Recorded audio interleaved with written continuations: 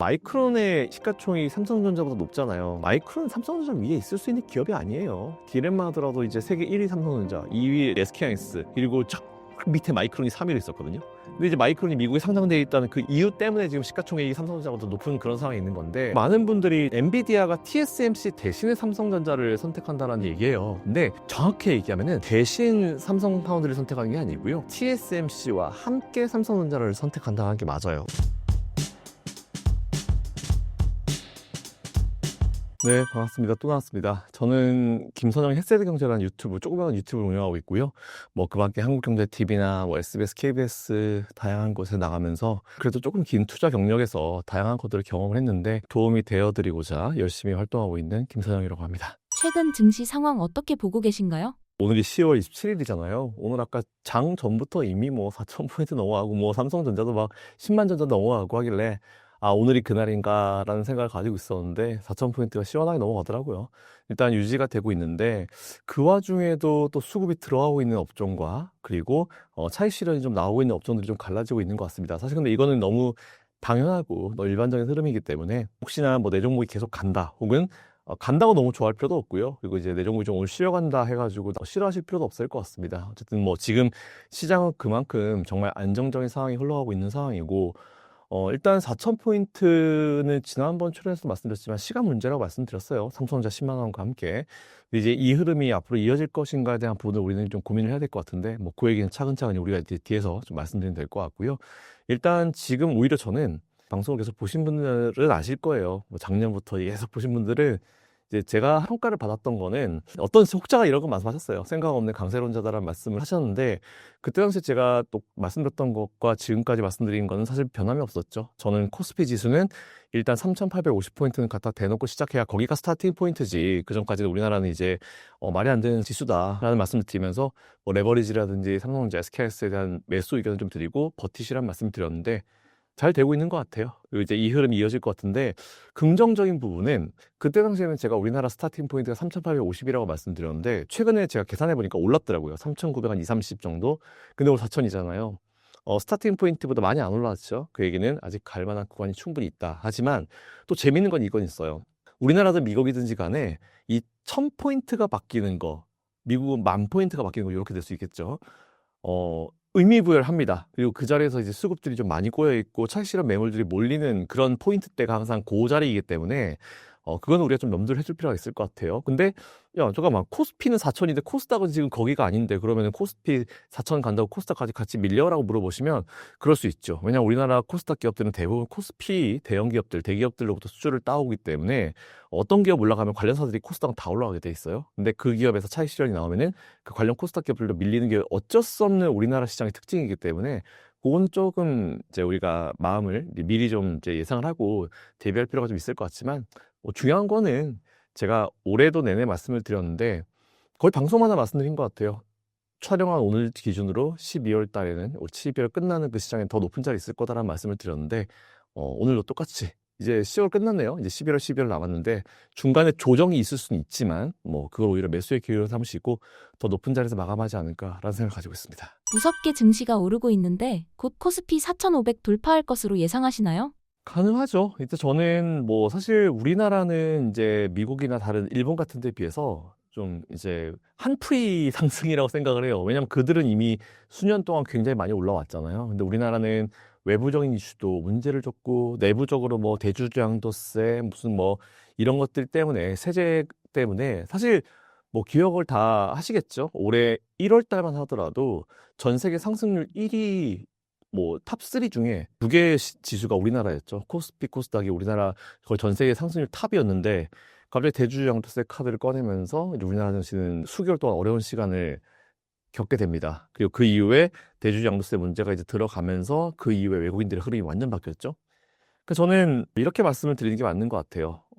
한풀이 상승은 시작되었다. 이미 상승장 시작되었다. 하지만 정치권에서 이 세금에 대한 카드가 또 나오면은 우리나라 증시는 그때쯤은 이제 조정을 받을 수 있을 것이다. 하지만 불필요한 그런 액션들이 없으면, 그러니까 세금에 대한 거는 저는 굉장히 지금 불필요하다 보고 있고, 그런 것들이 없으면 우리나라 증시는 좀 강한 상승세가 나올 수 있어서 4,500포인트 4,500포인트. 올해는 사실 4,500포인트 안 갔으면 좋겠어요. 너무 빠르거든요, 그러면. 정말 너무 빠르기 때문에. 그래서 내년 상반기 중으로 4,500포인트, 그리고 내년 하반기쯤에 더 높은 포인트. 이게 제일 안정적인 상승을 만들어 가지 않을까라는 생각을 가졌는데, 거의 뭐 환풀이 상승이기 때문에 수급이 더 강하게 들어오고, 이에 따라서 더 빠르게 4,500포인트를 돌파를 할 수 있지 않을까 하는 생각이 또 들긴 들어요. 근데 저는 강할 거다, 좋은 시장이 될 거다라고는 하지만 좀 천천히 갔으면 하는 그런 개인적인 바람을 가지고 있습니다. 반대로 증시 하락을 유발할 수 있는 잠재적 요인으로는 무엇이 있을까요? 외국인 수급 부진, 정책 기대감 약화, 연말 대주주 양도세 하락 가능성 등이 있다고 보시나요? 어쨌든 저는 강세론자로 분류가 돼요. 뭐 시청자분들이 강세론자로 이제 분류가 돼가지고 그렇게 해오고 있고, 저도 사실 시장이 강한 거라고, 시장이 힘들긴 했지만 강하게 될 것이니까 준비 잘 하십시오라는 말씀을 계속 드려왔던 사람으로서, 요즘에는 오히려 너무 강하니까 뭔가 그래도 조정의 이슈가 뭐가 있지 않을까? 시장이란 놈은 되게 재밌는 게, 잘 갈 땐 잘 가다가 뭔가 조금 핀트만 틀어지면은 그냥 악재성 요인들을 쏟아내면서 조정을 주는 게 시장이거든요. 그래서 요즘엔 뭔가 좀 안 좋을 만한 게 뭐가 있을까라는 생각을 되게 많이 하고 좀 지켜보고 있는데, 없습니다. 없고요. 유일하게 제가 진짜 걱정되는 거는 딱 하나, 앞에서 말씀드린 그 세금 관련, 이 정부에서 나오는 그런 대주주 양도세라든지 이런 이슈들, 그리고 분리과세도 아직까지 지금 제대로 정리가 안 된 걸로 알고 있는데, 민주당의 이소영 의원님이라고 계세요. 여성분이신데, 그분이 진짜 저는 현재, 제가 아마 생각하기로도 현재 이 정치권에서 가장 개인 투자자들이 원하는 합리적인 어떤 이 시장 방안을 잘 주장하고 계신 분이더라고요. 몇 번 이제 하시는 거를 봤고, 이제 원래 처음에 이제 하이라이트를 보다가 한번 들어보자 싶어가지고 이제 쭉 한번 몇 시간짜리 들어봤는데, 제일 정확한 이해도를 가지고 계세요. 그리고 그렇게 해야지 우리나라 시장은 사실 더 강한 시장으로 될 수 있을 거다라고 좀 보고 있어가지고, 여러분들도 그 이소영 의원님이 주장하시는 바를 좀 많이 보시면은 좀 이해가 되실 겁니다. 대주주정세 정리되고 나서 지금부터 분리과세에 대한 강력한 주장을 하고 계시거든요. 그 부분만 좀 조심하면은 제가 봤을 때는 특별히 우리나라 시장을 누를 만한 요인은 없어 보여요. 굳이 이번 주도 에이펙 시작하면 이제 미국이랑 중국도 끝날 거고, 우리나라도 보니까 거의 끝난 것 같아요. 제가 봤을 때는 이제 협상자가 끝났고, 관세가 15% 혹은 뭐 업종별로 좀 달리 될 것 같은데, 악재성 요인이 지금은 딱히 보이진 않습니다. 그래서 저는 어쨌든 뭐 여러분들께 좀 도움이 되어 드리고자 이제 방송 출연하는 사람으로서, 아마 지금까지는 제가 그래도 여러분 힘드셔도 버티세요, 이런 좋은 점이 있어요라는 걸 많이 강조를 드렸잖아요. 근데 이제는 조금 이제 시장이 좋아지고 개인 투자자들이 이제 겁을 잃기 시작하거든요. 저는 이게 진짜 무섭다고 봐요. 하락장보다 상승장을 전 더 두려워하는 사람이기 때문에, 심리가 저 같은 사람들이 나서도요 감당이 안 돼요. 그래서 저는 이제 그걸 좀 자제를 시켜드려야 되는 사람 이제 입장으로 천천히 이제 옮겨가면서 주의하셔야 될 사항을 좀 계속 말씀을 드리고 방송 출연되거나 말씀을 드릴 건데, 현재로서는 없어, 안 보여요. 예, 안 보이기 때문에 뭐 당분간 좀 시장의 흐름을 좀 이어가면 될 것 같고, 굳이 찾자면은 수급적인 요인이 조금 이제 애매해지면서, 혹은 뭐 미국에서 지금 금리 인하가 아마 10월 달에도 진행이 될 것 같아요. 근데 금리 인하가 2달 연속 이루어진다라고 하는 거는 자칫 일부 시장에서는 우리가 모르는 뭔가 있는 거 아니야? 이거 파월이라는 사람은 신중한 사람인데 2달 연속 금리 인하를 했다라고 하는 거는 뭔가 있는 거 아니야라는 이런 심리가 있거든요. 그런 심리가 지금 작용을 하면서 지수가 좀 밀렸던 적도 있었는데, 현재는 사실 호재성 요인들이 그걸 다 덮어버린 것 같긴 해요. 다 덮어버린 것 같긴 한데, 시장이라는 놈 진짜 웃긴 게, 뭐 하나 핀트 딱 틀어지면은 그쪽으로 수급이 확 쏠릴 수 있거든요. 근데 걱정되는 거는 지금 11월 달은 FOMC가 없어요. 10월 달은 금리는 할 것 같고, 12월과 1월이 있는데, 사실 그래서 제가 바랬던 거는 9월 달 금리 인하 했죠. 10월 달 안 하고 넘어가고 11월 달까지 지켜보고, 12월 연말이니까 금리 인하하고, 내년 1월이니까 1월 효과 플러스해서 이제 금리 인하하고, 전 딱 이걸 바랬거든요. 근데 지금 10월에 이미 아마 할 거다라고 좀 보이기 때문에, 과연 12월 달에 됐을 때 어떻게 될지, 그리고 시장이 이걸 어떻게 받아들일지, 그리고 내년 1월에 대한 기대감을 또 어떻게 받아들일지, 요게 조금 걱정이어가지고, 그래서 이제 아무래도 12월 달 FOMC 전에 한 11월, 12월 초, 요 정도는 조금 뭔가 수급이 눈치 보기를 좀 하지 않을까. 근데 뭐 시장이 나쁘다는 얘기는 아니에요. 그게 만약 크게 작용을 하면 영향을 받는데, 지금으로서는 영향을 받을까라는 사실 생각이 좀 있긴 있거든요. 그래서 일단 그 정도 보시면 될 것 같고, 미국은 그 정도 보시면 될 것 같고, 국내는 세금 관련 뭐 이런 것만 안 건드리면 사실은 당장은 영향받을 이유가 없을 것 같다라는 생각을 가지고 있습니다. 최근 한미 정상회담, 에이펙 등 외교 무역 측면의 이벤트가 증시에 어떤 기대 효과를 줄 수 있을까요? 한미 정상회담, 어차피 이번 에이펙으로 왔죠. 그리고 지금 이번 에이펙을 어떤 분들은 이렇게 평가를 해요. 별로 효과가 없을 것이다 라고 이제 말씀을 많이 하시더라고요. 근데 저는 에이펙의 효과를 뭔가 기대한다는 것 자체가 좀 되게 저는 웃겨요, 사실은. 에이펙이 어떤 이제 의미가 있냐면은 사실 지금 저는 이렇게 표현하거든요. 트럼프 월드 투어. 트럼프 월드 투어. 지금도 보면은 일단 아세안 쪽 가가지고 회의 참석하면서 이제 거기 있는 국가들 다 이제 무역 협상 사인하고 있잖아요. 그리고 이제 이번 주에 우리나라 넘어오면 우리나라랑 먼저 또 사인하게 되겠죠. 또 거기서 중국과 또 이제 어떤 협상에 대한 어떤 일부 사인을 하게 될 것 같은데 정상회담을 각 국가들과 하는 거는 뭔가 호재성 이슈를 새로 만들어낸 것보다는 오히려 기존에 있었던 악재성 이슈를 걷어낸다는 느낌으로 봐야 돼요. 새로운 뭔가가 나온다는 것보다는 정리하면은 새로운 뭔가가 나온다는 것보다는 기존에 있었던 악재성 이슈가 이제는 진짜 사라지는구나. 악재 소멸이구나. 이렇게 보시는 게 맞거든요. 근데 문제는 그게 지금 시장에 어느 정도 좀 선반영이 되고 있다는 거죠. 아, 다 끝난 것 같아. 뭐 지금 아시아권도 다 끝나고 있고 뭐 전반적으로 다 끝나고 있는 분위기이기 때문에 이번 이 에이펙 정상회담이나 아니면 이런 협상 과정들을 뭔가 새로운 호재성 이슈가 나오기를 바라는 것보다는 기존에 있었고 오랜 기간 동안 시장을 좀 눌러왔고 부담감을 줬던 악재성 이슈가 사라지는 계기로 보시는 게 맞는 것 같다라는 말씀드리고 그건 이미 선반영이 되고 있다. 그래서 에이펙에서 뭐가 나와가지고 증시가 올라가가지고 뭐 슈팅이 나오고 이런 거를 바라지는 마세요. 그냥 저는 악재성 이슈가 사라지는 걸로 보는 게 맞다. 최대한 보수적으로 그냥 아 그렇구나. 이제 하나 사라졌네. 오케이.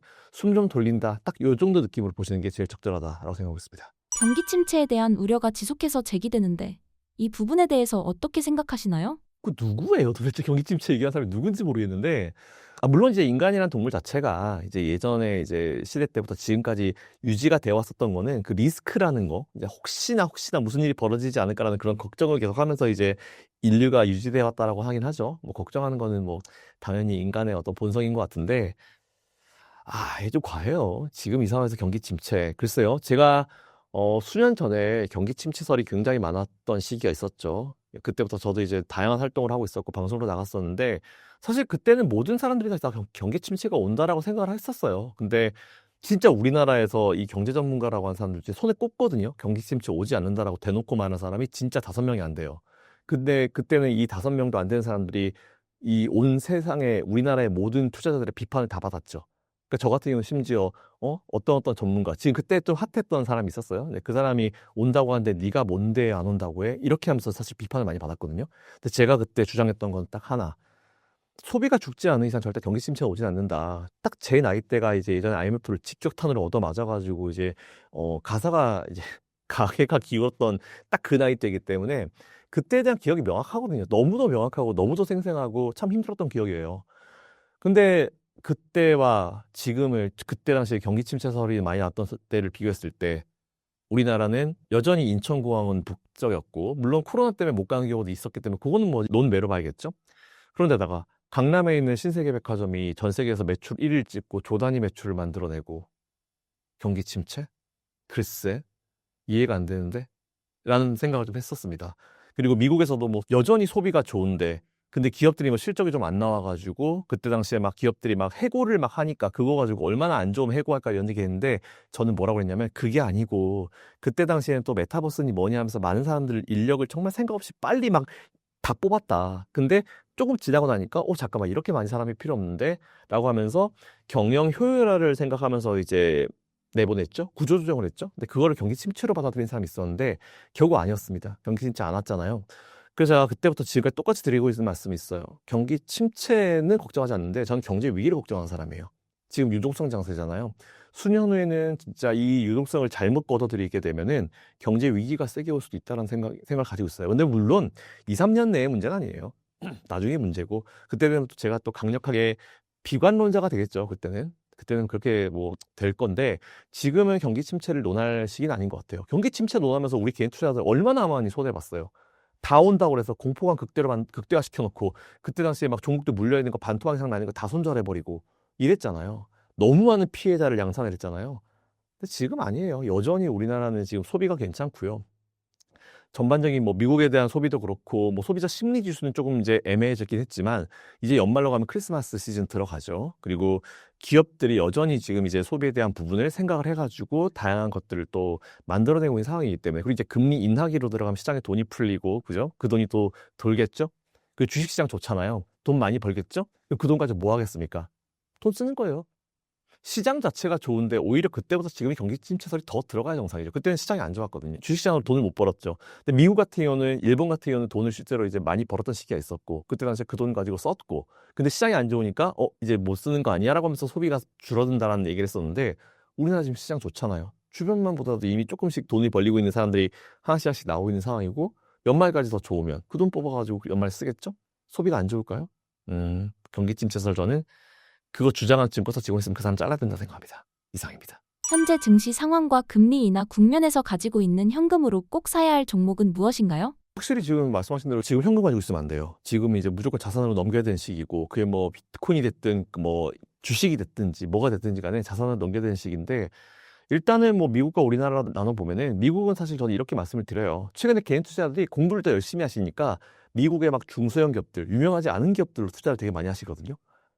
뭐 그것도 괜찮습니다. 근데 일단 저는 지금도 여전히 미국에는 M7 기업들이 투자를 다 하실 만한 가치가 있다. 원래 제가 애플 뺐는데 애플 다시 넣었어요. 왜냐면은 이제 슬슬 이제 팀쿡 제가 해임을 빨리 시켜야 된다는 주장을 좀 했잖아요. 근데 팀쿡 해임에 대한 얘기를 넘어서 이제 이사회에서 끌어내리겠다 뭐 이런 얘기가 나오고 있어가지고, 적절하다라고 하면서 라고 생각하면서 이제 애플도 넣어서 M7 중에 여러분들이 뭐 아무거나 다 매수하셔야 된다. 그 얘기는 뭐 AI라든지 대형 IT주들에 대한 어떤 흐름들은 당분간 시장을 리드할 것이다 라는 생각을 가지고 있고, 최근에 또 엔비디아의 어떤 그래도 그나마 제일 맞수 라이벌로 있는 AMD가 열심히 지금 매출을 찍어내고 있는 상황이잖아요. 물론 갭은 커요.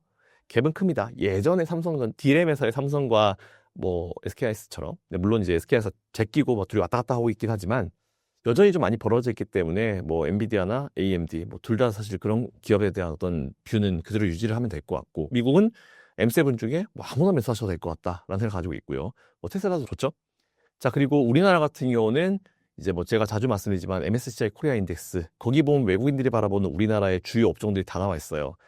삼성전자 있더라고요. SK하이닉스 있었고요. 한화 에어로스페이스 있었고요. 삼성전자 우선주 있었고요. 그리고 두산 에너빌리티 있었어요. 그 얘기는 다 나오죠. 원전 관련주, 로봇에다가 반도체에다가, 그리고 셀트리온도 있었고요. 그리고 중간중간에 보시면 또 KB금융이나 신한투자증권, 그런 종목들이 있어요. 외국인들이 바라보는 그게 우리나라가 딱 그거거든요. 그 업종들 혹은 그 종목들 위주로 공부를 해보시고 투자해보시면 좋지 않을까라는 생각을 가지고 있습니다.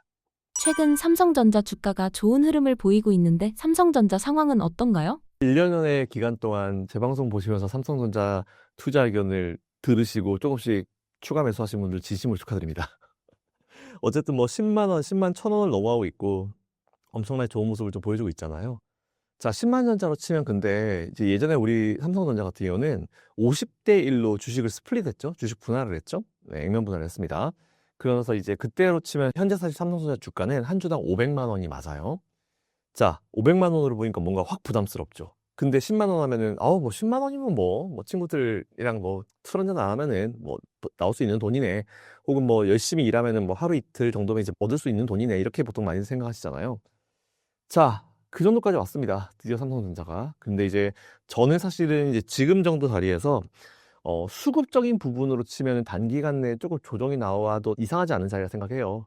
아까 제가 코스피 코스닥 지수에 대해서 설명할 때 말씀드렸지만, 종목은 이제 9만 원이다가 10만 원이면은 이 호가창 단위가 달라지거든요. 금액 자체가 달라집니다. 뭐 100원 단위, 50원 단위 다 아시잖아요. 달라지기 때문에 그거에 대한 부담이 조금 있을 수 있지만 크게 부담을 느낄 만한 정도는 아니다라고 좀 생각하고 있고, 삼성전자가 앞으로 주가가 더 올라가려고 하면은 이제 매출이나 실적에 대한 부분이 좀 달라져야겠죠. 뭐 엔비디아에 대한 부분은 여러 가지 얘기들이 많이 나오고 있는 상황이고, 그리고 이제 HBM3를 넘어서 4로 가는 시기잖아요. HBM4로 넘어가면 삼성전자 직원분들은 사실 HBM4에서 정말 많이 벼르고 있었죠. SK하이닉스를 원래대로 그냥 제껴버리겠다는 생각 되게 많이 하고 있는 상황인데, 제가 자주 말씀드린 대로 HBM4로 넘어가면은 이제 이 HBM 이 모델 자체가 달라지기 때문에 완전 새로운 판으로 가기 때문에 저는 삼성전자한테 굉장히 큰 기회가 될 것이다라고 생각하고 있습니다. 이 멘트는 1년 정도 전부터 드린 것 같아요. 네, 설명을 좀 드리면 HBM3까지는 뭐 다르지만 HBM4부터는 보통 이제 HBM을 위로 적층 방식이잖아요. 쌓는 거잖아요. 쌓으려면 우리가 뭐가 중요합니까? 아파트도 위로 올릴 때 제일 중요한 거, 공사가 제일 오래 걸리는 건 뭐예요? 밑바닥 작업이잖아요. 그죠? 거기에 이제 베이스 다이, 로직 다이라고 부르는 게 있습니다. 다이가 있어요. 우리가 말하는 그 다이 맞아요. 로직 다이라고 하는 게 있는데, 그거를 만들고 거기다가 이제 적층하는 방식이에요. 재밌는 건 여기서 갈리는데, 이 로직 다이가 초미세 공정이 들어가야 되는데 SK하이닉스는 그게 안 됩니다. 그래서 SK하이닉스는 그거를 TSMC한테 맡기는 거죠. 그 TSMC가 다이를 만들어주면 SK하이닉스는 그 위에 이제 쌓는 방식으로 만드는 거고, 그리고 삼성전자 같은 경우는 잘 아시겠지만 초미세 공정이 되죠. 다이를 만들 수 있어요. 자기들이 만들고 자기들이 쌓으면 됩니다. 근데 SK하이닉스는 다이를 TSMC한테 맡겨서 TSMC가 주면은 쌓는 방식이죠. 자, 여기까지만 딱 들어보시면 여러분들 대충 답이 나오지 않으실까요? SK하이닉스는 돈 주고 사와야 되죠? 그죠? 근데 TSMC가 계속 싼 값에 좋은 값에 줄 거다라고 생각하지 마십시오. TSMC는요, 수십 년 동안 관계를 이어온 엔비디아가 우리 전용 라인 만들어줘 했을 때 싫은데 그랬어요.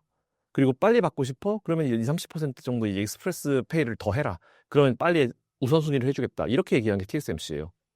뭘 믿습니까? 엔비디아한테도 그렇게 갑질을 하는데 SK하이닉스한테 그런 갑질 안 하겠어요? 100% 해요. 그럼 이제 나중 되면 이제 SK하이닉스 어떤 문제가 발생하냐? 수요를 공급이 못 따라가는 상황이 발생을 해요.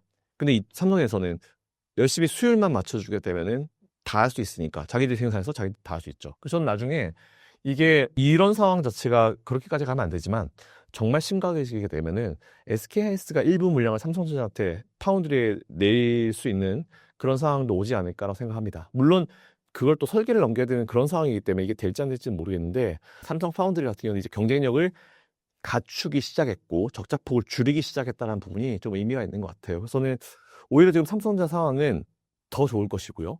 반도체 말고 나머지도 다 살아났잖아요. 휴대폰, 그죠? 휴대폰 등 가전 원래 1등이고 그렇기 때문에 진짜 앞으로 실적은 좀 기대를 해봐도 될 것 같다라는 생각을 가지고 있습니다. 마이크론 탈락 가능성과 엔비디아가 TSMC 대신 삼성 파운드리를 선택할 가능성이 있을까요? 충분히 가능하죠. 그리고 마이크론 같은 경우는요, 원래 이제 마이크론의 이 시가총액이 삼성전자보다 높잖아요. 근데 매출이나 뭐 이런 거 모든 것들 따졌을 때는 마이크론 삼성전자 위에 있을 수 있는 기업이 아니에요. 디램만 하더라도 이제 세계 1위 삼성전자, 2위 SK하이닉스, 그리고 저 밑에 마이크론이 3위로 있었거든요. 근데 이제 마이크론이 미국에 상장되어 있다는 그 이유 때문에 지금 시가총액이 삼성전자보다 높은 그런 상황이 있는 건데, 저는 마이크론이 지금 뭐 탈락, 그리고 이제 중국에서 이제 마이크론이 걷어들이는 거, 뭐 그게 반사이익이 삼성전자 SK하이닉스로 돌 것 같다? 양이 많지 않아요. 물론 이제 라이벌 하나 떨어져 주는 거는 좋은 일이지만 너무 갭 차이가 많이 있었던 3위였기 때문에 뭐 크게 마음 쓰지는 않고 있고, 여기에 의미부여를 굳이 할 필요가 없을 것 같다는 생각을 가지고 있고, 그리고 많은 분들이 엔비디아가 TSMC 대신에 삼성전자를 선택한다는 내용을 되게 많이 얘기해요. 근데 정확히 얘기하면은 대신 삼성 파운드를 선택하는 게 아니고요. TSMC와 함께 삼성전자를 선택한다는 게 맞아요. 왜냐면은 엔비디아는 설계만 하는 기업이에요. 그럼 설계도를 갖다 주면 그걸 만들어줄 기업이 필요하잖아요. 팹이죠. 엔비디아는 팹 리스, 즉 이제 공장이 없다, 리스 LESS 없다는 뜻이에요. 그러니까 설계만 하고 공장이 없는 팹리스 기업이라 부르고, 그 팹리스 기업한테 설계도를 받아가지고 생산을 해주는 기업을 파운드리 기업이라 하죠. 근데 그 파운드리가 TSMC가 수십 년, 30년을 넘게 했고 세계 1등이고 그 이후에 삼성 파운드리가 따라가고 있는데, 요즘 삼성 파운드리는 아직 수율이 TSMC를 수십 년 동안 TSMC를 따라가지 못하기 때문에 갭은 많이 벌어져 있어요. 그거 가지고 TSMC가 갑질을 하는 거죠, 지금 엄청나게. 자, 근데 이제 엔비디아 입장에서는 생각해 볼게요. 내가 만드는 칩에 대한 수요는 엄청나게 많아요. 우리 칩을 되게 다 사고 싶어 해. 근데 난 설계도를 넘겼는데 그럼 사고 싶은 사람 많으면 뭐예요? 내가 생산을 못 하는데 능력이 안 되는데. 그래서 TSMC한테 쪼는 거죠. 좀 빨리 좀 만들어줘. 조금 이제 비용 좀 올려서 앞에 만들어줘. 혹은 우리 라인 좀 증설해줘 라고 부탁해. 우리 수십 년 동안 거래했잖아. 라인 하나 증설해줘. TSMC가 싫은데 배짱 튕긴 거죠. 그래서 제가 그때 아마 제가 젠슨이었으면 속으로 두고 보자. 진짜 TSMC 갑질하네.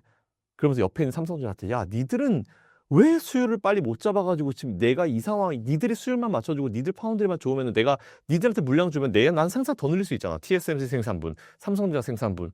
그럼 이제 더 판매를 많이 할 수 있잖아. 왜 너희들은 수율을 빨리 맞추지 못해?라는 그런 원망을 진짜 많이 했을 것 같아요. 제가 젠슨왕이라면은. 자, 그런데 이제 최근에 삼성전자가 수율이 많이 올라오죠. 팔란티어라는 기업과 얼라이언스를 하면서 수율 맞추기에 나섰어요.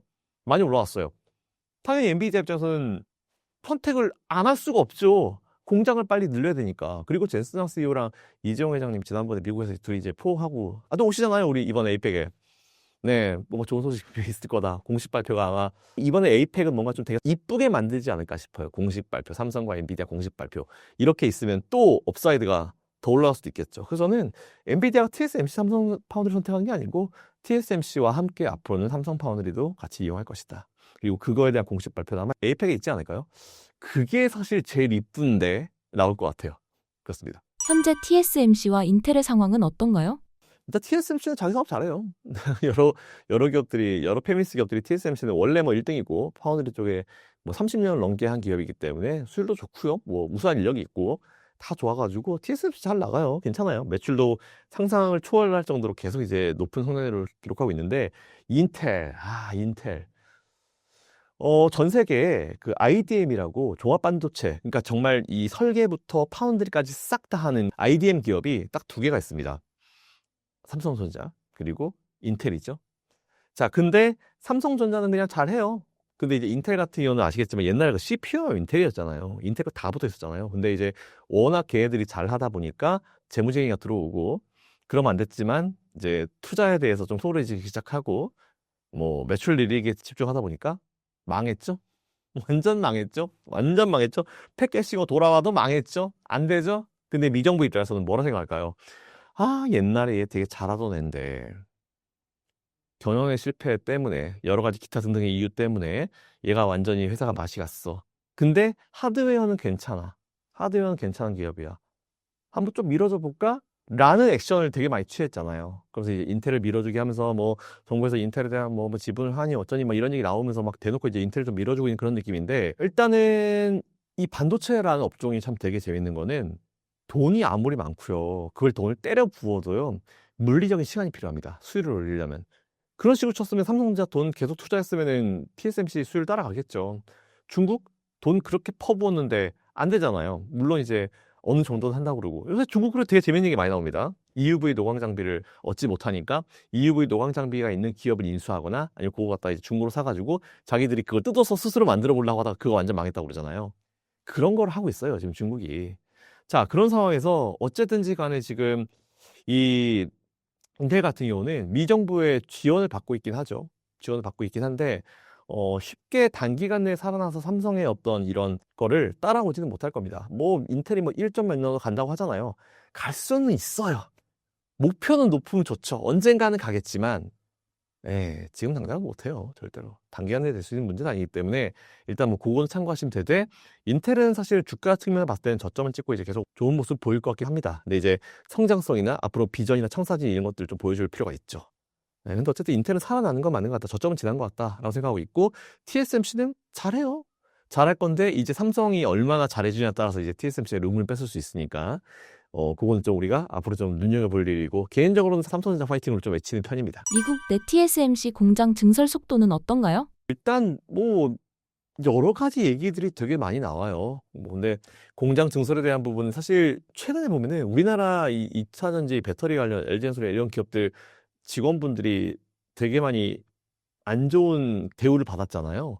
근데 이게 사실 우리나라뿐만 아니고 미국에서 근무하는 많은 이제 미국인을 제외한 나머지 국가 분들에게 영향을 좀 많이 받는 이슈긴 하죠. 근데 그나마 좀 요즘에 좀 조용해진 것 같은데, 미국은 사실 이렇습니다. 자국한테 도움이 되는 그런 국가, 그런 기업들한테는요, 어쨌든 많이 봐주려고 해요. 많이 봐주려고 합니다. 그래서 일단 TSMC도 공장 주선을 미국에 하면서 세금에 대한 어떤 회피를 좀 노릴 수 있는 그런 부분이고, 미국에 있는 어떤 기업들에 대해서 추가 수주를 얻을 수 있는 그런 느낌으로 가려고 하는데, 뭐 그냥 속도 나쁘지 않은 것 같아요. 이걸 빠르니 느리니 하고 있는데, 저는 뭐 빨리 짓고 빨리 하는 게 사실 제일 좋긴 하죠. 근데 좀 지금 정도 속도면 뭐 적절하다고 보고 있고, 오히려 저는 뭐 TSMC보다 우리 삼성전자가 더 빨리 짓고 더 투자 많이 해라. 제껴라. 지금이 기회다. 시장점을 뺏어올 수 있는 기회다. 이렇게 좀 생각하고 있어가지고, 일단은 뭐 지금 현재 TSMC 같은 경우는 뭐 제가 딱히 뭐 그렇게 뭐 의견을 낼 만한 그런 기업은 아닌 것 같아서 TSMC는 그 정도 보시면 될 것 같은데, 그 공장 증설 속도가 느려지고 빨라지는 것에 따라서 오히려 우리 기업들, 삼성전자, SK하이닉스 같은 기업들이 조금 더 고객을 뺏어올 수 있는, 시장점을 올릴 수 있는 좋은 기회가 되지 않을까, 그 정도로 생각하고 있습니다. 삼성전자 주가가 계속해서 올라가고 있는데 어떤 이유가 가장 크다고 생각하시나요?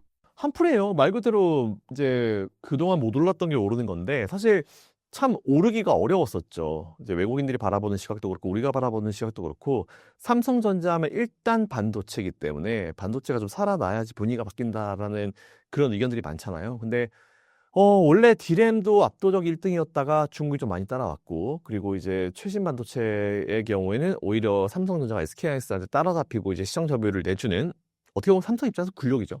이런 상황이 발생하면서 주가가 이제 올라갈 만한 그런 내용들이 없었는데, 최근에는 어쨌든 삼성전자 내부에서도 심각성을 깨닫고 이제 내부의 어떤 인력 조정이라든지 그런 부분들을 진행하면서 리프레시를 잘한 게 저는 좀 큰 이유가 된다라고 생각합니다. 그래서 어쨌든 삼성전자 같은 경우는 좋은 흐름이 나올 것 같아요. 그동안 리프레시를 잘했고 이제 매출로 이어질 수 있는 부분이 나왔고 그리고 죽어 있었던 업종 반도체가 살아났고 원래 죽어서 있었던 업종들 자체가 먼저 살아났죠. 휴대폰도 잘 팔리고 뭐 가전은 원래 1등이긴 했었지만 그리고 이제 파운드리도 적자폭이 줄어들고 있고 이런 상황이어가지고 삼성전자는 오히려 조금 더 이제 실적 부분에서 이제 외국인 투자자의 어떤 궁금증을 좀 해결해 준 것 같아요. 그러다 보니까 외국인들이 최근에 삼성전자를 좀 많이 매수를 하고 있잖아요. 이게 좀 수급적인 영역으로 봤을 때 제일 좋은 그런 내용인 것 같고요. 그리고 최근에 기관에서 이제 투자하고 있는 친구들 얘기 들어보면은 그냥 삼성전자 매수해 말아야 돼 이런 차원이 아니래요. 그냥 매수는 해야 되는데 매수해야 되는 건 알고 있어. 매도하고 차익 실현에 대한 생각은 정말 안 하고 있대요. 무조건 매수를 해야 된다라고 좀 알고 있고 뭐 그냥 얼마에 사 얼마에 매도해 뭐 이런 게 없대요. 그냥 일단 빨리빨리 담어 이런 느낌이다 라고 보고 있어서 최근에 기관도 좀 삼성전자 들어오고 있잖아요. 그런 흐름이 전 당분간 이어질 거라 봐요. 빨리 포트에 넣어야죠 삼성전자를. 그들은 올랐다고 생각할 수 있지만 누군가는 너무 높은 가격이라고 생각할 수 있지만 아무 생각 없이 기관이나 외국인들이 다 들어온다라고 하는 거는 그들은 지금이 그렇게 크게 높은 자리가 아니다라고 생각하는 그런 의미로 좀 받아들여도 될 것 같습니다. 기사로는 뭐 중국이 당장 뭐 코앞까지 따라와가지고 막 뒤에까지 따라와가지고 하는 거로 보이는데 여전히 기술력 차이 많아요. 그렇기 때문에 딱히 저는 중국을 이렇게 염두는 해두지 않습니다. 우리나라 잘하는 거 하면 돼요. 그리고 제가 중국 얘기 나오면 항상 말씀드리는 게 있는데 모든 업종에서요. 우리나라를 따라올 수는 있는데 여러분이 잘 이해하셔야 됩니다. 우리나라를 따라올 수는 있지만 절대 중국은 우리나라를 앞설 수 없어요. 근데 AI는 이미 좀 많이 하고 있잖아요. AI는 우리나라가 잘못한 거예요. 투자할 때 좀 밀어주고 투자했었으면 됐는데 투자를 못하니까 결국은 이제 미국이나 일본, 중국 이런 애들은 치고 나가죠. 그런 건 좀 되게 아쉽긴 한데 반도체에 대해서는 저는 우리나라의 우위는 저는 절대 뺏기지 않을 것이다 라고 생각하고 있습니다. 최근 삼성과 현대차가 반도체와 자율주행 분야에서 협력을 강화하는 모습인데 이런 흐름이 TSMC의 파운드리 경쟁력이나 시장 점유율에 어떤 영향을 줄까요? 일단 어쨌든 뭐 삼성 입장에서는 완벽한 국내에 있는 완벽한 정세장의 이정이랑 또 친하니까 이런 과정에서 완벽한 또 되게 좋은 그 고객을 하나 확보를 한 거죠. 그런 측면에서 되게 좋고요. 일단은 뭐 현대차가 TSMC를 선택하지 않고 이제 삼성전자를 선택했다라고 하는 거는 저는 잘한 선택인 것 같아요. 오히려 사업적으로 많이 엮어가지고 이제 또 주거니 받거니 할 수 있는 부분이기 때문에. 그래서 일단 TSMC 입장에서는 근데 TSMC 입장에서 이 상황을 보게 되면요. 뭐 좀 짜증은 나겠지만 큰 상관은 안 할 것이다. 이 정도로 볼 수 있지 않을까요? 금액 숫자만 기준으로 보면은 현대차보다는 오히려 지금 이제 받고 있는 그 고객들에 대한 매출이나 매출 파이 뭐 이런 부분이 더 크기 때문에 현대차에서 가져올 물량보다 딴 쪽에서 가져올 물량이 더 크기 때문에 오히려 당장은 예, 물론 바뀔 수 있습니다. 근데 그렇기 때문에 조금 아쉽긴 하겠지만 뭐 크게 연연하지는 않을 것 같다. 네, 라는 생각을 가지고 있습니다. 하반기 삼성전자 주가를 견인할 주요 호재들은 어떤 게 있을까요? 남은 2달 기간 동안 삼성전자를 끌만한 요인들. 아마 이번 에이펙 때 제스상 CEO랑 이재용 회장님 나오셔가지고 협약식 이런 거 하지 않을까요? 둘 만나서 사진 찍고 악수하면서 사인하고 파운드리 들어간다. 이런 것들이 좀 중요한 것 같고 확실히 뭔가 삼성은 반도체가 좀 움직여줘야지 움직이고 강한 모습을 받을 수 있는 그런 기업이에요. 그렇기 때문에 지금까지 삼성 투자분들이 가장 기대하셨던 소식 엔비디아와의 협의 그리고 그렇게 되면 이제 엔비디아랑 이제 SK하이닉스가 같이 매출을 얻을 수 있게 되잖아요. 그러면서 삼성이 얼마나 또 이제 우리 SK하이닉스의 어떤 그 시장 점유율을 뺏어올 수 있을 것인가. 요것도 참 우리는 되게 재밌게 볼 수 있는 요인이 되지 않을까 싶은데 HBM4로 넘어가면은 시간 문제지 자연스럽게 삼성전자가 우위에 설 거 생각합니다. 최근 에코프로와 포스코 홀딩스 상황을 전해주신다면요? 일단 두 개 기업은 조금 나뉘긴 해요. 이제 조금 나뉘는 이유를 좀 설명을 드려보자면 에코프로는 뭐 제가 신사임당 나오면서 예전에 그 공매도가 중지가 됐었던 시기 그 공매도 중지된 그 기간 동안에 공매도량이 얼마나 청산이 되었는지 그래서 청산이 제일 많이 된 게 그 에코프로 그룹에서 에코프로가 제일 많이 청산됐고 BM도 청산이 많이 됐고 그래서 나중에 공매도가 재개가 될 때 나중에 상승할 때 이 기업들이 제일 빨리 올라갈 거다라는 말씀을 되게 많이 드렸습니다. 자, 1년 전 방송 보세요. 분명히 있어요. 계산까지 해서 보여드린 게 있는데 일단 에코프로 그룹 같은 경우는 이제 이 캐즘의 시기에 참 힘들었죠. 그리고 2차 전지가 상승했고 진짜 2차 전지가 우리나라를 다 먹여 살릴 것처럼 누군가가 막 포장을 할 때 개인 투자분들이 제일 많이 매수하신 기업 중에 하나이기 때문에 지금 사실은 되게 많은 분들이 고통 중에 계세요. 지수는 올라왔는데 그 기업들은 아직까지 마이너스 50%, 좀 올랐다 쳐도 아직까지 마이너스 40, 50 이러거든요. 근데 이걸 손절을 하고 딴 걸 넘어갈까라는 그런 생각을 되게 많이 하시는 그런 기업이 사실 에코프로 그룹인데, 뭐 근데 저는 이제 한참 2차전지가 붐이 불었을 때 저는 수익 실현하시고 반도체를 매수하시라고 했다가 엄청 비판을 많이 받았거든요. 근데 지금은 좀 생각이 달라지셨잖아요. 근데 요즘엔 제가 반도체가 좀 많이 오르니까 수익 많이 나신 분은 2차전지, 아무도 관심 없는 2차전지 매수하십시오라고 제가 올해 내내 주장했는데 올해 많이 올랐죠. 근데 물론 제가 한 1년 반 정도 전부터 말씀드려서 처음에 이 정도면 공부해도 될 것 같아라는 그때 포인트보다는 아직까지 밑에 있긴 해요. 근데 거의 다 올라왔어요. 거의 다 올라와서 이제 어느 정도 그래서 좀 괜찮다 생각이 들긴 드는데, 그 얘기는 많이 올라왔지만 더 올라갈 수 있을 것이다 라는 그런 생각을 가지고 있고, 에코프로 그룹은 괜찮아요. 저는 이제 원래 잘하는 애들이 잘하고, 그리고 지난 캐즘 시기에 모두가 다 2차전지 끝났다고 욕하던 시기에 에코프로 그룹과 우리나라 기업들은 계속 투자를 했거든요. 근데 그게 나중에 분명히 시장 점유율을 가져올 수 있는 좋은 요건이 될 것이다라는 말씀을 드렸는데, 일단 뭐 최근에 양극재에 대해서 조금 이제 부각이 좀 되기 시작하면서 뭐 다시 안정적인 흐름이 나오고 있는 것 같고, 에코프로 BM 같은 경우부터가 이미 실적이 좀 개선이 되고 흑자 전환하고 있는 시기이기 때문에, 그게 원래 제가 올해 4분기부터는 이제 가셔야 될 거라 그랬잖아요. 내년쯤 되면은, 내년 이맘때쯤 되면은 더 가시화가 되어 있을 겁니다. 더 높은 자리 있을 거니까 에코프로는 뭐 계속 투자를 이어가셔도 될 것 같다는 말씀. 단 많이 당하셨죠? 몰빵이란 걸 하시면 안 돼요. 너무 이쪽에 많이 집중이 돼 있으면은 그 업종이 못 가면 여러분들 고통 속에 들어가십니다. 그러니까 전체 투자 자금 대비해서 아무리 우수한 업종도요, 20% 이상은 매수하지 마세요. 정말 좋다, 삼성전자 같이 좋다, 이런 경우는 30%까지 오케이. 하지만 중소형 기업들을 이제 삼성전자에 비해서 이제 말씀드리는 거예요. 그런 기업들을 전체 투자 자금 대비해서 30% 이상 넣는 거는 자살행위다. 20% 이하로 하시는 게 맞다. 10%, 20%가 제일 좋다. 그런 말씀드리고, 포스코홀딩스는 사실 같은 라인에 있어요. 근데 포스코라는 그룹은 아시겠지만 이제 박태준 회장님, 고 박태준 회장님 때부터 내려온 철강을 대표하는 기업이죠. 근데 너무 이게 경기를 타기 때문에 포스코 그룹 같은 경우는 야, 우리 다른 매출 한번 만들어 보자. 그래서 철강이 항상 유지가 되는 게 있기 때문에 다른 매출 한번 만들어 보자라는 생각을 되게 많이 했고, 그러다 보니까 소재 쪽에 나서기 시작했고, 그게 어쨌든 투자를 계속 이어가고 있는 분이잖아요. 자, 근데 하필이면 그 상황에서 새로 진출한 2차전지 소재 쪽에서 캐즘이란 게 발생하고 주가가 떨어지기 시작합니다. 영향을 받을 수밖에 없죠. 그쪽 매출을 휘청할 수밖에 없죠. 그리고 원래 잘하던 철강은 일본이 엔저 정책을 하면서 상대적으로 우리나라가 밀리죠. 그러다 보니까 일본산 철강에 더 관심이 많아지면서 우리나라 철강이 밀리기 시작합니다. 그리고 중국이 경기가 안 좋아지면서 철강에 대한 수요가 낮아지게 되죠. 뭐 최근에 올라오고 있긴 하지만, 그러면서 포스코는 원래 하던 철강 사업도 조금 쉬어가는 상황. 게다가 신규 사업으로 이제 투자하고 있었던 이 2차전지 소재 쪽도 쉬어가는 상황. 광산도 투자 되게 많이 했는데 쉬어가는 상황. 이러다 보니까 그룹이 조금 내려가 있는 상황이에요. 물론 최근에 좀 올라오긴 했죠. 자, 그런 상황에서 일단은 저는 갑자기 또 우리가 이제 또 이런 내용이 또 나잖아요. 포스코홀딩스, HMM, 조선기업 인수, 그죠? HMM 과연 주인이 누가 될 것인가를 우리는 되게 많이 기다리고 있었는데, 인수에 대한 얘기가 나오면서 지금 실사를 하고 있는 그런 상황이다라고 좀 알고 있습니다. 자, 그런 상황에서 오히려 저는 포스코홀딩스를 바라봤을 때, 너희는 진짜 지금 완전 회사가 어떻게 보면 이제 사업별로 이제 사이클이 있는데 밑바닥 쪽에 있는 상황인데, 그래, 이 상황에서 할 거 다 하자, 이런 느낌으로 지금 뭔가 사업적인 베팅을 하고 있는 느낌이 굉장히 강해요. 근데 저는 이 베팅이 분명히 통할 거라 생각합니다. HMM을 인수하든 안 하든 상관없을 것 같은데, 일단 인수를 하게 되면은 운반이잖아요. 그럼 이제 그동안 얼마나 많이 투자해 놓은 철강도 운반해야 되죠. 그리고 소재도 운반해야 되죠. 이 모든 것들이 다 돼요. 그러니까 오히려 그런 운반 비용 자체를 자기들이 컨트롤할 수가 있잖아요. 시너지가 안 나올 수가 없다 생각합니다. 철강 엄청나게 무거워요. 그걸 비행기 쓰겠습니까? 차로 이동할 거예요? 중국으로 보내는데, 미국으로 보내는데, 혹은 다른 나라로 보내는데 배가 필요하거든요. 그렇기 때문에 저는 분명히 이건 시너지가 있을 수 있는 M&A가 될 것이다. 물론 이제 반대하시는 분들도 있어요.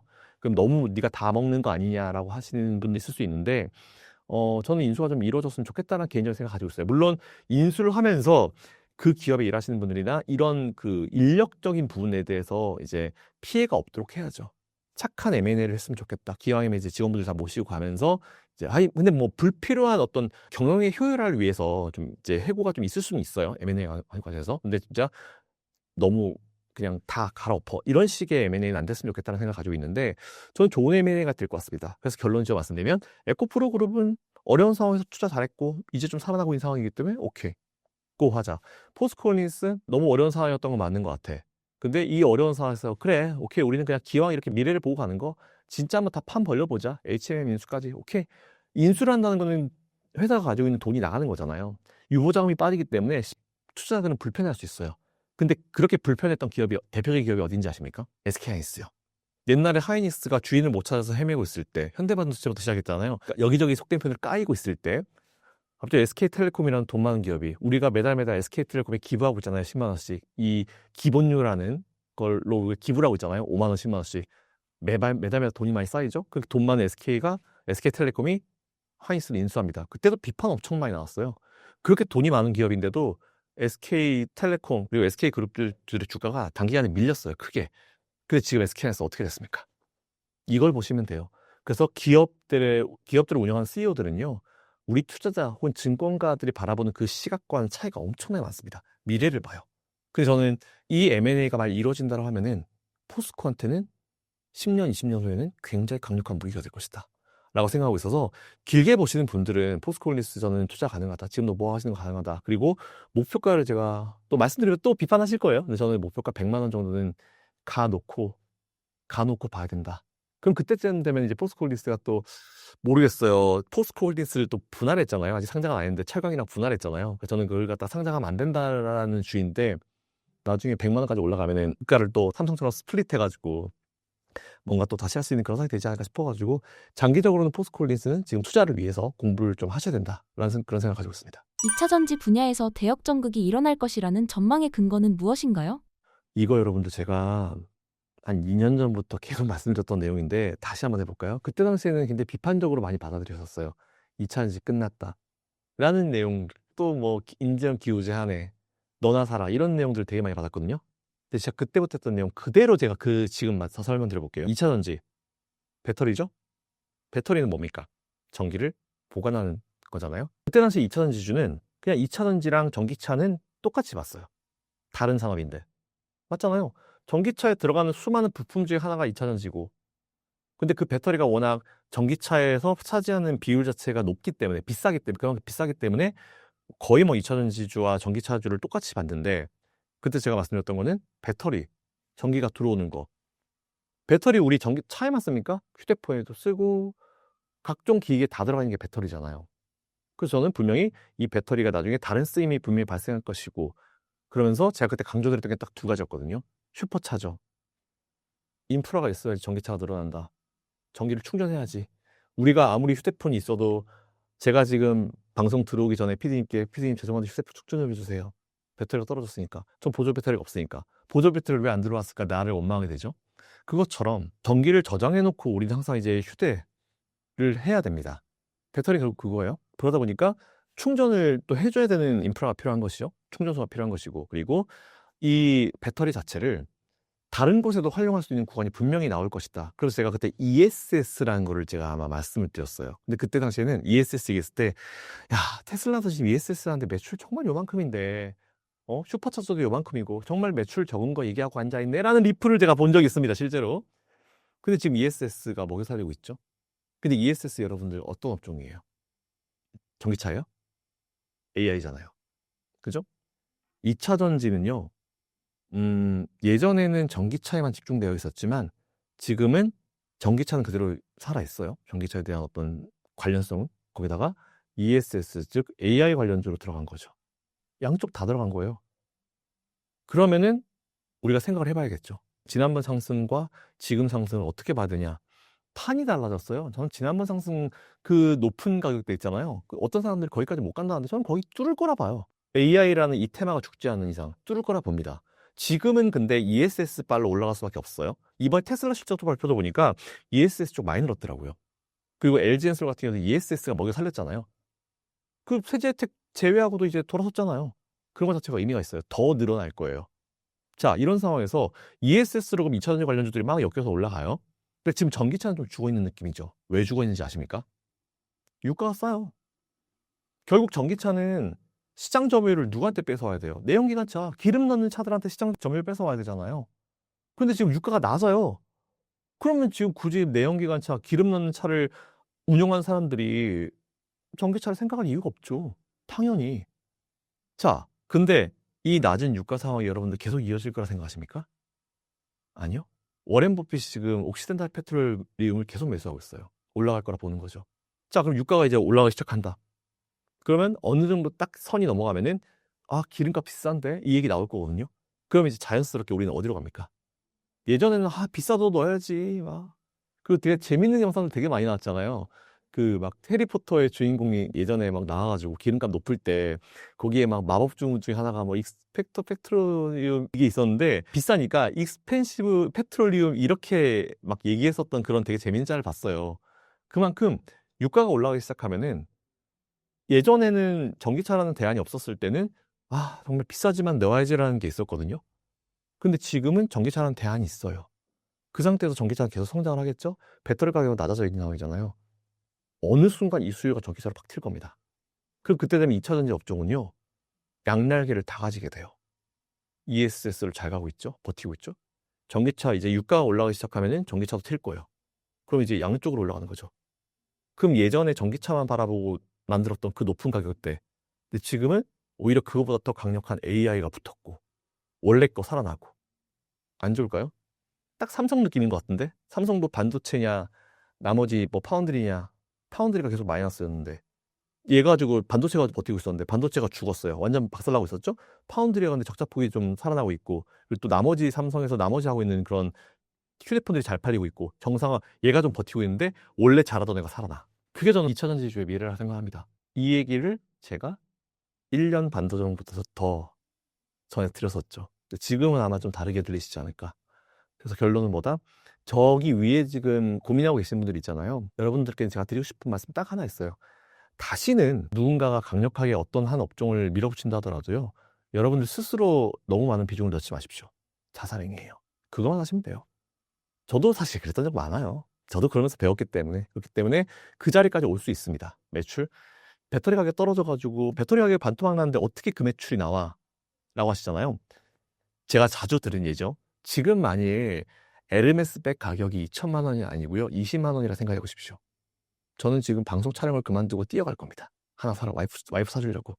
그거예요. 뭐냐면은 수요가 살아있는 재화, 수요가 강력한 재화가 가격이 떨어지잖아요. 그럼 비쌌을 때 못 샀던 사람들이 삽니다.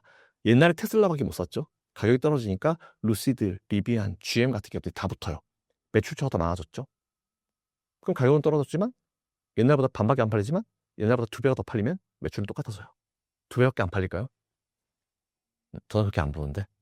그래서 저는 조금만 더 힘내시라는 말씀을 좀 드리면 될 것 같아요. 얘기가 길었네요. 최근 에코프로 급등한 것으로 아는데 2차 전지 부활의 신호탄이 맞을까요? 저는 캐즘 끝났다고 얘기한 지 꽤 된 것 같아요. 캐즘의 승자는 테슬라다. 네. 비아디는 테슬라한테 이길 수 없다. 비아디는 그냥 자동차만 파는 기업이고 테슬라는 이제 자동차와 함께 옵티머스라든지 물론 이제 지분 가지고 관련은 없지만 일론 머스크라는 분이 중간에 있는 기업이잖아요. 그렇기 때문에 레벨이 달라졌다라고 생각하고 있고 비아디는 그냥 뭐 미국이 제재를 걸어주고 그리고 중국이 비아디 이렇게 지원해주다가 재미없으니까 슬슬 안 하니까 알아서 쓰러져 주잖아요. 그런 상황이 돼가지고 오히려 저는 이제 오히려 그런 어떤 부분들이 정리가 되면서 캐즘이 정리가 되면서 다시 이제 2차 전지 시장이 재평가되고 있는 것 같아요. 에코프로 그룹이 급등한 거는 제가 계속 말씀드렸던 몇 달 전에 인터뷰에서 저한테 질문 주셨던 게 대표님 그럼 지금 같은 상황에서 2차 전지가 바닥인데 어떤 종목 사야 될까요? 라는 질문을 주셨을 때 제가 뭐라고 그랬냐면은 원래 잘하던 애들이 잘합니다. 에코프로 그룹이랑 네, LG엔솔이나 아니면 뭐 포스코그룹, 포스코퓨처 이런 애들 그런 애들 그냥 사시고 아무 생각 없이 계십시오라는 말씀을 제가 몇 달 전부터 드렸어요. 그게 답이 되실 것 같아요. 이미 부활은 시작됐고요.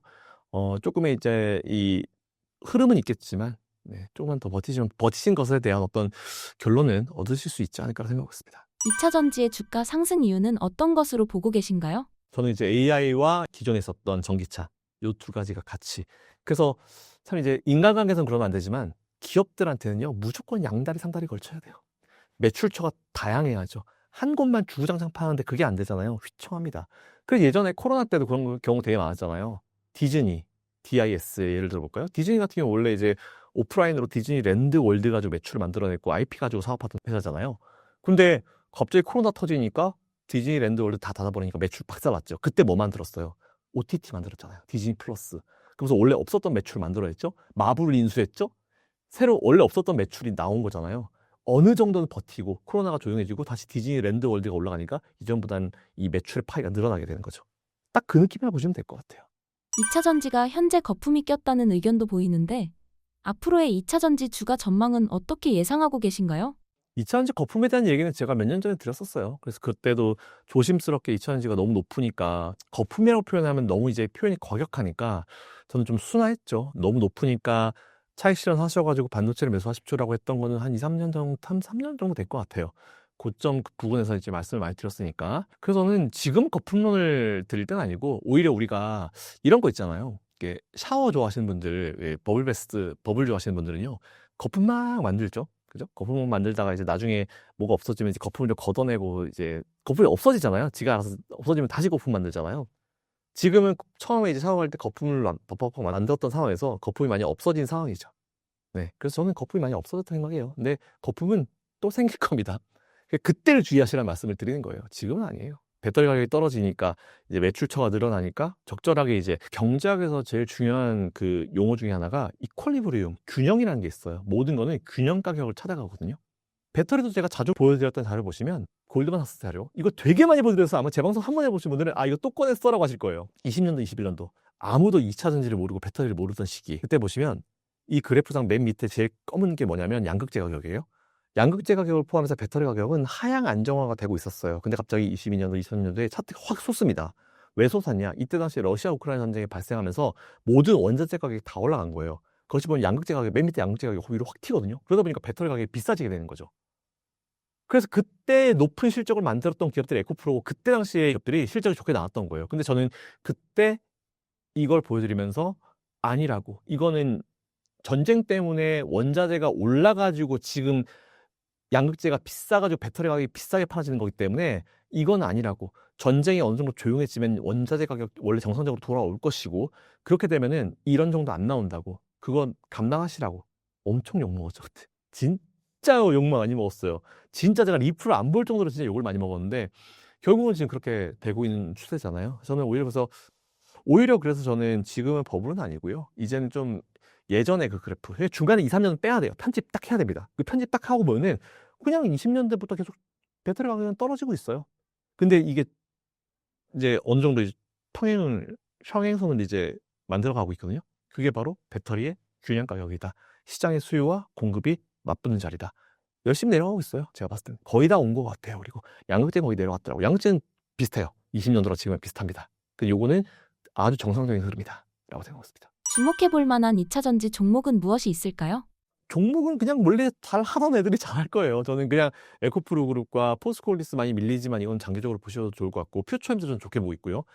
LG엔솔 잘하고 있죠. LG엔솔은 제가 태생을 맨날 욕하죠. 물적 분할이라는 정말 안 좋은 태생이 있는데 그거 빼곤 다 좋은 기업. 그리고 삼성 SDI나 아니면 SK는 비상장이어서 SK이노베이션 이런 기업들을 다 잘할 거예요. 근데 뭐 몇 개만 꼽아주세요 하면은 에코프로 그룹들, 에코프로 BM, 포스코 퓨처엠, 포스코홀딩스, 그 LG엔솔 요 정도. 근데 그 중에서 아마 흐름은 지금 현재 기준으로는 LG엔솔이 흐름을 좀 이어주는 것 같은데 에코프로 그룹이 가만히 있을까? 그렇진 않을 것 같긴 해요. 그래서 이제 그 정도 보시면 되지 않을까라는 생각 가지고 있고 기대할 만한 이벤트. 저는 2차 전지주의 제일 중요한 거, 전기차주의 제일 중요한 건 뭐다? 유가 상승. 여러분들 유가 체크하십시오. 유가 올라가잖아요. 전기차한테 수요 튈 겁니다. 그러면은 전기차 시대 다시 올 수 있고 그리고 2차 전지가 필요하죠? 그리고 AI 시대가 끝나지 않는 이상 저는 이 2차 전지 쪽은 끝나지 않는다라고 생각했습니다. 올해 2차 전지의 실적 개선될지 기대되는 호재 등 기대할 만한 이벤트와 주가 상승 시점은 언제로 보시나요? 그런 이벤트들이 발생하게 되면은 이제 전기차에 대한 수요가 증가하죠? 전기차가 많이 팔리겠죠? 그러면 당연히 실적도 개선이 되겠죠. 자연스럽게 그렇게 선순환 구조로 가는 거죠. 분위기가 나아지고 상황이 그렇게 되면서 매출이 증가하고 순이익이 증가하고 그러면서 예전보다는 싸게 팔겠지만 더 많이 팔면서 매출의 파이가 더 증가할 수 있는 그런 상황이 아주 자연스럽게 올 거라 생각하고 있습니다. 이번 테슬라 실적 발표 어떻게 보시며 인도량 외에 실적 자체가 얼마나 늘었나요? 이거 사실 이번에 실적 발표가 나와서 많은 분들이 되게 실망했다 이런 얘기를 되게 많이 해요. 그런 분들께 이렇게 말씀드리고 싶습니다. 여러분들은 재무제표를 좀 공부해 보실 필요가 있습니다. 이렇게 말씀드릴게요. 왜냐하면 기업들은요. 저는 이렇게 생각을 해요. 투자자와 증권사 직원들이 바라보는 이 회사 그리고 그 회사를 운영하는 CEO로서의 어떤 시각과는 엄청난 갭이 차이가 있다고 봐요. 당연히 투자자들과 월가는 빨리빨리 실적이 개선되고 빨리 좋은 모습을 보여주고 최대한 비용을 적게 쓰고 많이 남기고 배당 많이 주고 이걸 원하잖아요. 자, 증권사는 여러분들 믿지 마세요. 걔네들이 뭐 가지고 먹고 사는데요. 여러분들이 매수 매도해주는 그 수수료 그리고 자기들이 좀 투자한 거 거기 더하기 아시겠지만 브로커리지 수익이 보통 되게 많잖아요. 그리고 이제 그런 뷰를 제시하고 뭐 그런 기업들이 어떻게 하냐에 따라서 이런 거 가지고 먹고 사는 애들인데 배당도 많이 받잖아요. 그들이 원하는 거 그거예요. 근데 기업은 물론 배당 주는 것도 중요하지만 성장을 더 하고 싶어 하죠. 자, 이번에 매출 잘 나왔어요. 근데 당기 순이익이 많이 떨어졌어요. EPS, 주당 순이익이 떨어졌거든요. 주당 순이익이 떨어졌어요. 자, 그 얘기는 매출에서 보통 매출이 다가 아니죠. 거기서 비용을 빼야죠. 그죠? 비용을 빼고 나머지 순이익이 남는 거잖아요. 자, 근데 이번에 순이익이 많이 떨어졌고 맨 위에 있는 매출은 올랐어요. 근데 순이익이 많이 떨어졌대요. 그 얘기 무슨 얘기예요? 중간에 있는 비용이 많다는 얘기죠. 자, 근데 그 비용을 어디다 썼는지 보시면은 FSD, 로보택시, 옵티머스, 그리고 인재 확보. 감이 오지 않으십니까? 회사의 미래를 위해서 투자한 거예요. 비용을. 그래서 저는 이번 주에 M7 기업들 중에 5개가 실적 발표되거든요. 비슷한 기업들 많이 나올 거예요. 비용을 엄청나게 많이 써서 순이익이 줄어드는 효과가 나오는 기업들이 꽤 많이 나올 겁니다. 왠지 아세요? M7 지들끼리 지금 경쟁하고 있거든. 인재 확보와 AI 시장에서의 우선적인 위치를 위해서 투자를 엄청 많이 하고 있거든요. 그러니까 매출이 증가해도 비용이 커지니까 순이익은 줄어들어 보일 수밖에 없는 거예요. 너무 당연한 거거든요. 자, 그런 상황에서 테슬라는 좋은 소식이 하나 있죠.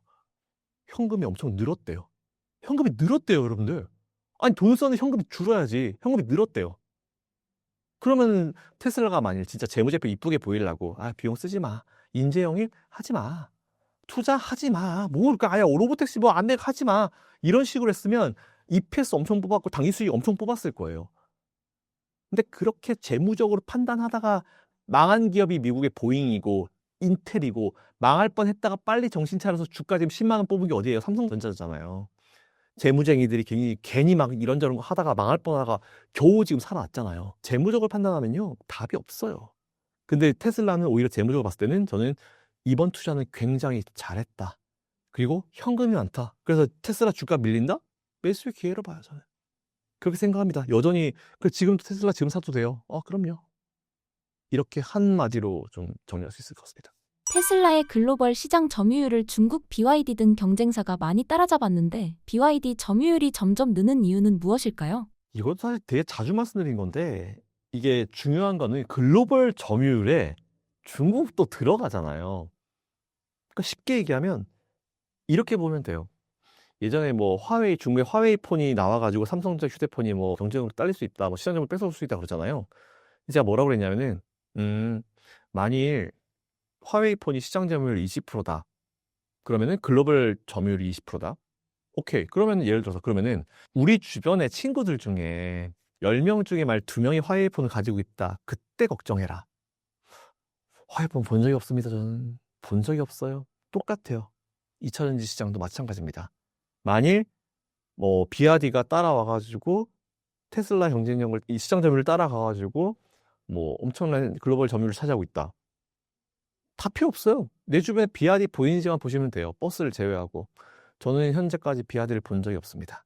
저희 와이프가 몇 달 전에 한 대 봤다고 하더라고요. 그래서 저는 뭐라고 부르냐면은 비아디를 페라리보다 보기 힘든 차량. 페라리는 오히려 저 강남감 보이잖아요. 근데 비아디는 안 보여요. 아직 못 봤어요. 버스 제외하고. 그래서 저는 그걸 보면서 일본도 그렇죠. 우리나라도 그렇죠. 안 된다니까요. 그러니까 결국은 우리가 보통 이런 표현 많이 쓰잖아요. 내 돈 내산. 내 돈으로 내가 산다. 그들도 내소. 내가 생산하고 내가 소비한다. 그 자기들이 소비하는 거예요. 많이 소비가 되다 보니까. 근데 이번에 중국에서 명절 기간 길었잖아요. 근데 밖으로는 안 나오지만 중국 내에서 어떤 뉴스가 나왔냐면은 서로 충전소에서 충전기 가지고 싸우는 장면들이 들어눕더라고요. 인프라가 없는데 전기차만 싸게 팔아버리니까 그런 문제가 발생하는 거죠. 문제가 발생하는 거예요. 그러다 보니까 비아디가 알아서 지금 쓰러지잖아요, 지금. 중국이 뭐 물론 미국 제재를 해서 그런 것도 있긴 있지만 저는 뭐 중국 등 경쟁사가 뭐 테슬라 많이 따라왔다? 우리나라나 일본이나 아니면 딴 데다 좀 많이 팔아보고 그런 얘기 했으면 좋겠습니다. 유럽 쪽에서도 그때 판매량이 좀 많다라는 얘기가 있었는데 그것도 잘 봐야 돼요. 판매량이 늘어서 반대 개인들한테 판 건지 아니면은 중국의 회사랑 유럽에 있는 회사들도 같이 사업을 하잖아요. 근데 사업을 하면서 이제 파는 건지 아니면은 중고차 업체들도 되게 많잖아요. 렌트카 업체들 많잖아요. 그런 데다가 파는 건지 그런 걸 볼 필요가 있어요. 근데 여전히 지금 뭐 유럽의 얘기 들어보면은 여전히 테슬라에 대한 어떤 수요가 높고요. 그 유럽에 또 전기차 보조금 지급한다고 하잖아요.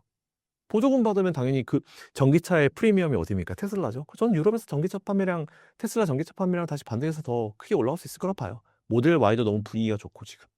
네, 그게 팩트인 것 같습니다. 그래서 우리는 팩트를 봐야지 자꾸 그런 기사에 단편만 보고 나오는 그런 언론 기사들 영상에 너무 집착하실 필요 없을 것 같다는 생각해요. 이 얘기도 제가 수년째 들어왔던 얘기인데 이젠 하나씩 아마 여러분들이 확인을 하고 계실 거라 생각합니다. 유럽에서 전기차 보조금이 늘어나면 테슬라의 판매량도 많이 상승할 것으로 보시나요? 좀 그렇게 봐요. 유럽에는 여전히 이제 테슬라에 대한 수요가 높아요. 물론 중국차에 대한 어떤 수요도 일부 있긴 있습니다. 근데 중국이 최근에 경기가 되게 안 좋죠. 중국이야말로 경기 침체잖아요. 그러니까 전 세계로 밀어내기 수출을 엄청나게 많이 했어요. 엄청나게 많이 했죠. 밀어내기 수출을. 오죽 밀어내기 수출을 많이 했으면은 우리는 듣도 보도 못한 뭐 상하이 컨테이너 운임 지수라는 게 있어요. 이제 이 컨테이너 선의 이 운임, 그러니까 아무래도 컨테이너를 많이 찾으면은 컨테이너 값이 올라가겠죠. 그런 지수가 있는데 보통 1분기는 비수기예요. 근데 1분기 때부터 갑자기 위로 팡 튀는 거예요. 몇 년 전에. 그 왜지? 라고 봤는데 갑자기 우린 듣도 보도 못한 테무, 쉬인 이런 애들이 나옵니다. 중국의 그런 기업들. 그러면서 전 세계로 우리나라 보면은 정말 말이 안 되는 가격에 팔잖아요. 막 무슨 뭐 드론을 뭐 공짜로 주느냐니 뭐 10원에 주느냐니 무슨 뭐 옷을 뭐 2,000원 이러잖아요. 싼 건 역시 비지떡이죠. 안 먹히잖아요. 그죠? 이런 상황이 발생하잖아요. 그러니까 중국은 자기들이 제일 잘하는 게 생산이라고 생각하니까 물제한 찍어내서 컨테이너를 확보해서 1분기부터 전 세계로 밀어내기 수출을 한 거죠. 그걸 이제 미국이 본 거죠. 보기 싫은 거죠. 제재를 걸어버리는 거죠. 우리나라도 더 이상 안 먹히는 거죠. 요즘에 테무랑 쉬인 얘기 쏙 들어왔잖아요. 안 들어가서 무슨 얘기가 나옵니까? 홍콩에 상장한다고. 홍콩 상장해서 그 돈 쓰겠죠. 그런 상황이에요. 지금 중국은. 자기들이 돈이 없어요. 또 뭐 하고 있어요? 금 계속 매입하잖아요. 그러니까 금값 계속 올라가죠? 그러다 보니까 지금 금가죽 뭐예요? 금가죽 IPO를 한대요. 뭔 소리야? 이렇게까지 버텨야 돼? 이런 생각이 드는 게 사실 중국이거든요. 그래서 오히려 당연히 보조금 지급하게 되면은 유럽에서 테슬라의 판매량이나 인도량 같은 경우는 반등할 수 있을 거라고 봅니다. 근데 중국이 그거를 아니까 또 더 싸게 할 거거든요. 근데 비아디 한 대 팔 때마다 뭐 1,000원씩 손해라고 하는데 도대체 언제까지 버틸 수 있을지 모르겠어요. 그러니까 중국 입장에서 빨리 미국이랑 협상을 해야죠. 어느 정도 좀 이제. 근데 이제 그걸 안 해주니까 이제 중국은 답답한 거죠. 근데 아마 이번 주에 어느 정도 될지는 좀 지켜볼 필요는 있을 것 같은데 뭐 결론적으로 말씀드리면 어쨌든 유럽에서는 판매량이 반등할 것이다 라고 생각하고 있습니다. 테슬라 주가 고점은 언제 가능할 것으로 예상하시나요? 최소한 2년 안에 안 나올 것 같아요. 최소한 2년 안에는. 지금 뭐 고점들을 계속 올리고 있는 상황인데 테슬라도 그동안 보면 일론 머스크가 막 잠깐 딴 생각했죠. 정치한다고 하면서 막 효율위원회 뭐 이런 국가효율위원회 이런 데서 막 일하고 막 정치 활동을 하면서 좀 어려운 시기를 겪었습니다. 뭐 캐즘도 있었고요. 근데 오히려 지금 테슬라 같은 경우는 다른 거 가지고 오히려 이제 밸류 축적이 다시 되고 있는 상황이기 때문에 테슬라의 고점 논의를 벌써 하기엔 굉장히 이르다 봐요. 저는 최소한 내년 연말쯤 돼서 우리가 같이 얘기를 나눠보는 게 낫지 않을까. 지금은 오히려 매수의 관점을 보고 접근하는 게 맞다라고 생각하고 있습니다. 대표님이 보시기에 앞으로 테슬라의 주가를 견인할 핵심 분야는 무엇인가요? 일단 기본적으로 잘하던 전기차는 그냥 꾸준히 할 거고요. 여기서 뭐 크게 성장하고 막 그런 것보다는 꾸준히 해 나갈 거다라고 보고 있고 최근에 어쨌든 뭐 인공지능 쪽도 투자를 되게 많이 해서 이번에 보니까 그 돈을 많이 썼더라고요. 그래서 이제 그 돈 쓴 부분에 대해서 결과물을 좀 만들어내는 게 중요할 것 같고 그리고 휴머노이드 옵티머스에 대한 판매가 뭐 내년이 될 것이다 뭐 이런 얘기들이 많이 나오는 상황인데 아마 자동차와 함께 옵티머스에 대한 판매 매출이나 이런 부분들도 우리가 좀 관심을 가지고 봐야 되지 않을까라고 좀 생각을 합니다. 그래서 일단 제일 중요한 투탑은 전기차와 아무래도 이제 AI도 사실 휴머노이드 쪽이기 때문에 같이 엮어보면 AI 휴머노이드 이쪽이 테슬라를 이끄는 그런 핵심 분야가 되지 않을까라고 생각하고 있습니다. 일론 머스크가 한때 정치권에 개입했던 이유는 어떤 것으로 보실까요? 당시에 이제 일론 머스크가 정치를 한 이유는 제가 봤을 때는 하나예요. 그냥 일론 머스크가 지금 하고 있는 그 사업들을 한번 다 보자고요. 테슬라 전기차, 그리고 휴머노이드 로봇, AI, 그리고 스페이스X 항공이죠. 나사라는 그 미국의 우주국이 있었는데 나사를 제껴버렸죠 거의. 스페이스X 그리고 스타링크. 우리나라도 가끔 하늘 보면 보입니다. 한 줄로 쭉 스타링크들이 지나가는 거. 우주에다가 위성을 깔고 있죠. 전 세계 모든 곳에서 인터넷이 가능하게 바다 한가운데서 산 끝에서도 가능하게 그런 것들이 가능해요. 그리고 뉴럴링크, 머리에다가 칩을 박아가지고 병도 고치고 이런 것들. 어떻게 보면은 이런 산업 자체가 고전 산업은 아니에요. 고전 산업이라고 하는 거는 수백 년 된 산업은 아니지요. 이제 겨우 생겨난 지 10년, 20년 안팎. 자, 그렇게 되면은 문제가 뭐냐면 거의 신생 산업이라 봐도 무관하죠. 이렇게 그냥 얘기를 할게요. 말 편하게 그냥. 뭐 신생이라서 당장 낫다는 얘기는 아니고 옛날에 뭐 수백 년 된 산업은 아니라는 얘기예요. 자, 이런 상황에서 문제점이 있습니다. 모든 산업은 너무 과한 성장을 위해서 정부의 입장을 너무 선을 넘지 않게, 모럴 해저드의 문제로 되지 않게 제재를 걸어주고 규제를 해줘요. 자, 근데 규제책들이 나오고 있는 시기잖아요, 지금. AI도, 챗GPT도, 야, 여기까지는 하지 마. 챗GPT가 자살했으니까 이건 조심해. 이렇게 규제안들이 지금 나오고 있는 상황이잖아요. 자, 그러고 있는 상황에서 중요한 포인트가 뭐다? 정치권이 진짜 중요해요. 왜? 정치권이 규제를 하기 때문에. 그러다 보니까 일론 머스크가 그러면 기왕이면 대선이기 때문에 사업가인 트럼프한테 배팅을 해가지고 우리 사업할 때 이해도를 좀 올려보자. 제가 봤을 때 그거예요. 트럼프한테 그렇게 100% 몰빵, 그때 이제 바이든 재선, 그리고 트럼프 재선, 요게 선거 때 각 M7 기업별로 공화당과 민주당의 그 기부금 차이를 보니까 딴 데는 다 반을 섞든지 거의 대부분이 다 민주당 쪽에 많이 몰려있더라고요. 근데 유일하게 테슬라만 100% 몰빵으로 공화당이었어요. 근데 그게 먹힌 거죠. 그래서 결국 저는 그렇게 정치를 하려고 했었던 것도 일론 머스크 본인의 어떤 그 사업을 위해서라고 좀 보고 있고, 두 번째로 사실 이제 국가효율위원회, 즉 불필요한 인원들을 지난 바이든 행정부 때 너무 많이 뽑은 건 사실이에요. 솔직히 얘기하면은 진짜 사실이에요. 제가 뭐라고 어떤 부서라고 얘기는 안 하겠지만 정말 말도 안 되는 부서들을 만들어서 거기다 공무원을 난쳐가지고 비용을 지급하고, 근데 그걸 트럼프가 직접 본인이 했으면은 국민들의 반발이 정말 심했을 거예요. 근데 일론 머스크라는 완벽한 방패막이가 있었던 거죠. 그래서 둘이 막 싸우니 안 싸우니 하잖아요. 아니에요. 둘은 사업가잖아요. 싸운 척을 했을 가능성이 크고 서로의 완벽한 역할 분담이 있었기 때문에 저는 호흡이 잘 맞았다고 보고 있습니다.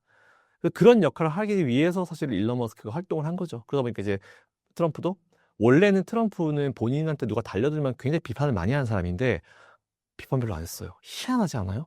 왜 그랬을까요? 그냥 본인이 원하는 대로 해준 거예요, 일론 머스크가. 이렇게 생각하시면 좋을 것 같습니다. 신사임당 구독자분들께 한마디 부탁드립니다. 시장이 너무 좋아요.